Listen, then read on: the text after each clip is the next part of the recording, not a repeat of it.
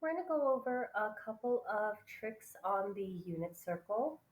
So, angles are written as degrees as well as radians. So, notice that anything that is a vertical or horizontal, there is a 90-degree difference between each one of them. These are called the quadrantals 0, 90, 180, 270 degrees. These are all the quadrantals. So, to remember the degrees, anytime you're coming to or from a quadrantal, there's a 30-degree difference. Otherwise, it's just 15 degrees each time. So 0 plus 30 would give me 30 because I'm coming from a quadrantal. Other than that, when I add 15, 30 plus 15 will give me 45. 45 plus 15 is 60. I'm headed to another quadrantal, so I'm going to add 30, and that would give me 90. So for degrees, they can also be converted to radians. So if I wanted to convert 30 degrees to the angle in radians, I would take 30 degrees and multiply it by pi over 180. So I'm going to write that here, 30 times pi over 180. And what I'm really just doing is reducing 30 over 180. I'm just going to move the pi over. So 30 over 180, I'll divide out the zeros. That gives me 3 over 18, which is 1 over 6. And again, I'll move the pi over. So that's pi over 6. And then you can convert each one of them just by reducing the fraction over 180. And from radians to degrees, you'll do the opposite. So say I have pi over 6 and I want to convert it back to degrees. I'll multiply it by 180 over pi. The pi's divide out. I end up dividing 180 over 6, which gives me 30 degrees. So something to note is that you will have coordinate points on your unit circle. And one thing to note is that anytime you have the coordinate points, keep in mind that x is the cosine value and sine is the y value. To find tangent, it would always be sine over cosine or y over x.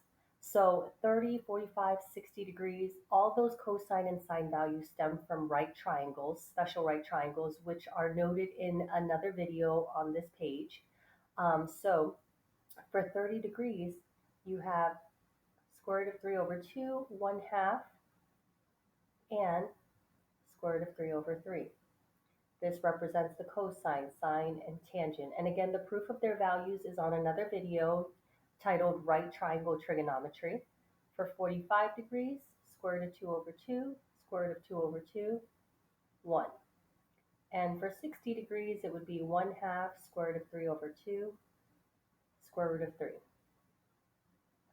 So once you know everything in the first quadrant, you're going to know all the rest of them because everything by the vertical axis is going to have these same values for cosine, sine, and tangent. It's still going to be 1 half square root of 3 over 2, square root of 3. By the vertical, it's still going to be 1 half square root of 3 over 2, square root of 3. 1 half square root of 3 over 2, square root of 3. And you can do the same thing for all the other values. So all the values by the horizontal axis will be square root of 3 over 2, 1 half square root of 3 over 3. So you'll put that here, here, and here. Everything in the middle will have the values square root of 2 over 2, square root of 2 over 2, 1, and that'll be here, here, and here. But I'm just showing you one example. So everything by the vertical axis will have 1 half square root of 3 over 2, square root of 3. But they're not all the same values, and that's where, depending on what quadrant they're in, their signs will change. So everything goes counterclockwise on a unit circle. This is quadrant 1, quadrant 2, quadrant 3, quadrant 4. For each quadrant, remember all students take calculus, ASTC. All students take calculus, and what this really just tells you is what's positive. So in the first quadrant, all is positive, cosine, sine, and tangent.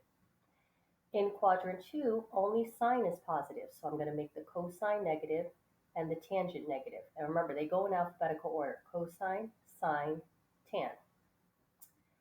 In quadrant 3, the t means only tangent is positive, so I'm going to make the cosine and the sine negative. And in quadrant 4, only cosine is positive, so the sine and the tangent values are negative.